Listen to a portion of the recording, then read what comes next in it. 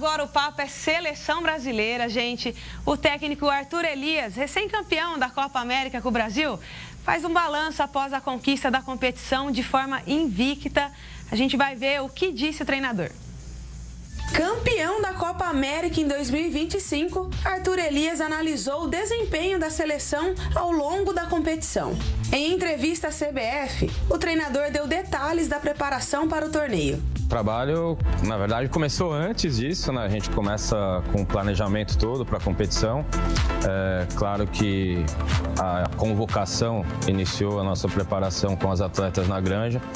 Acho que foi um período muito importante para nós, foi uma decisão técnica de não irmos para Quito muito antes, né, do início da competição, por questão de adaptação da altitude. A gente poderia ter escolhido isso, mas a escolha da Granja é porque a casa nossa, o centro de treinamento da seleção, um lugar de muita paz, um lugar que a gente tem toda a estrutura para trabalhar, campos excelentes para a gente treinar. Então, tudo muito fácil, né? Alimentação, o descanso das atletas, os quartos. Então, isso facilita, né, o trabalho de todas as áreas para fazer o melhor para jogadores. Também aproveitamos algumas atletas que não iam, né, para a Copa América, para conhecer um pouco mais de perto, trazer elas para dentro do nosso trabalho. E também uma semana que foi muito bem aproveitada para que a gente conseguisse deixar o grupo num pensamento parecido dos desafios que a gente tinha pela frente. Depois dos treinos e concentração na Granja Comari, o Brasil teve estreia contra a Venezuela. E Arthur Elias falou sobre a vitória contra a Vinho Tinto. Uma preparação em Quito muito curta, né, que a gente priorizou minimizar os efeitos, né, da altitude, mas sabíamos que ia encontrar. Foi uma preparação que a gente, obviamente, já tinha estudado e passado algumas informações sobre a equipe da Venezuela, que é uma equipe que cresceu bastante nos últimos anos. Tem jogadoras que jogam, todas elas fora da Venezuela, jogam em ligas fortes, nos Estados Unidos, na Europa. Então, a gente conhecia as jogadoras, conhecia o treinador, que é brasileiro, e conseguimos fazer uma boa preparação. Durante o jogo, tivemos que ter a capacidade de identificar, né, algumas situações que a Venezuela trouxe diferente do que vinha fazendo em todos os outros jogos que a gente viu da Venezuela. Isso numa competição, quando você tem um destaque, né, um favoritismo como a gente tem na Copa América, o Brasil, é normal que as outras equipes mudem a sua estratégia para jogar contra a seleção brasileira. E isso foi importante para a gente também, porque nem sempre na Copa América a gente tinha, nas análises anteriores, uma certeza, né, uma convicção tão grande quanto a gente tem nas datas FIFA, por exemplo, contra equipes que são do nível da seleção, ou historicamente, né, ganharam mais títulos que a seleção brasileira, que essas equipes não mudam tanto, né? E na Copa América a gente viu essa alternância, claro que exceto a Colômbia, que não saiu em nenhum momento do que vem fazendo também. Então foi um primeiro jogo que teve essa questão de uma preparação e uma adaptação, né? Seja a altitude ou como a Venezuela veio, e foi interessante. Eu acho que a gente mereceu vencer sem tomar gol, e foi um primeiro passo, né, nessa primeira fase da competição. O treinador da seleção também detalhou o foco antes de enfrentar a Colômbia na final. Para mim é natural, passa a mesma coisa que passa em todas as partidas, que é o foco, aquilo que eu preciso fazer, né? A leitura do jogo e as tomadas de decisões, as interferências que eu preciso fazer no jogo.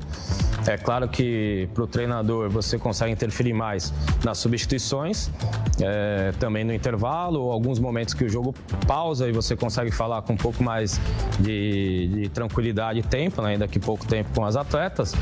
Mas o feedback ali na beira do campo, né? Eu sou um treinador que gosto, assim, de estar junto, jogar junto, né? E com bastante energia lá dentro do campo. E muitas vezes a gente precisa ter uma escolha, né? Como falar com a equipe. Então, para mim, nesse momento, não era mais algo tático importante, porque a gente já tinha se postado bem no final do jogo, ainda que a gente está falando dos últimos minutos mesmo, porque a Colômbia fez um gol, não me lembro, 87, uma coisa assim, tinha mais 5, né? Então a gente tinha aí 8, 10 minutos, né, para conseguir fazer o gol.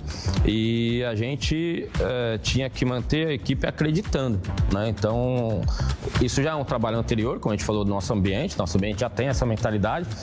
As atletas hoje eu sinto que elas confiam nisso, que a gente pode sempre, né, virar um jogo, fazer um gol decisivo no final da partida, e precisamos tomar toda a concentração e tomar todos os cuidados para que isso não aconteça com o adversário fazer na gente. Então a gente tem isso no nosso trabalho, mas naquele momento o meu papel é reforçar, né? Então eu ficava muito incentivando para que elas acreditassem, que elas tentassem mais uma, 2, 3, quantas vezes fosse necessário, e se entregassem, né, até o final. A minha tranquilidade, né, além do foco, de certa forma, foi porque a gente começou mal o jogo. O primeiro tempo foi da Colômbia, né? A gente cresceu no segundo tempo, foi um segundo tempo melhor nosso. Então a gente, né, durante o jogo, vinha crescendo. Também uma tranquilidade que, se a gente perde a Copa América, por mais, né, como a nossa cultura e o efeito muito ruim e negativo que isso ia ter, que eu sei, né, o tamanho, eu, como liderança e treinador, eu acredito no meu grupo, nas minhas atletas, no meu trabalho, não ia mudar nada tão significativamente um resultado negativo para o que a gente está fazendo, que é realmente pensar na Copa do Mundo. Mas é óbvio que era uma importância muito grande, e da maneira que foi, né, eu acho que são coisas que fogem também somente desse nosso plano de trabalho, né, da nossa entrega, da nossa parte tática, do confronto contra uma grande seleção que é a Colômbia, mas, né, dessas histórias grandes e lindas que o futebol proporciona, né, como foi o gol da Marta, enfim, tudo que aconteceu no jogo na prorrogação depois. Arthur Elias ainda destacou o gol de Marta nos minutos finais, com o momento mais inesquecível da competição, e não poupou elogios à rainha. Foi incrível, porque foi praticamente no último lance, né? E foi um golaço, e foi com, né, a maior jogadora de todos os tempos, entrando no final da partida.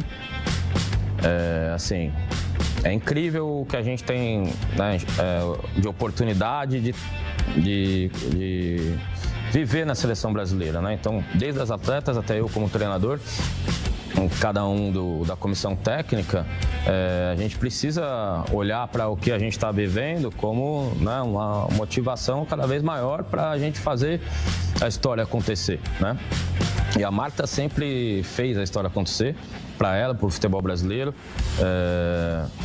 É uma história que a gente ainda não sabe até onde vai, né? Então, com certeza, a última Copa América dela, pelo que ela já falou, e imagino que sim, e ela fazer um gol daquele decisivo, como foi, depois de ter sido a melhor jogadora da semifinal, foi eleita assim, né? Jogou muito bem. E aí, para montar o time nos outros 2 dias, eu não coloco ela como titular numa final.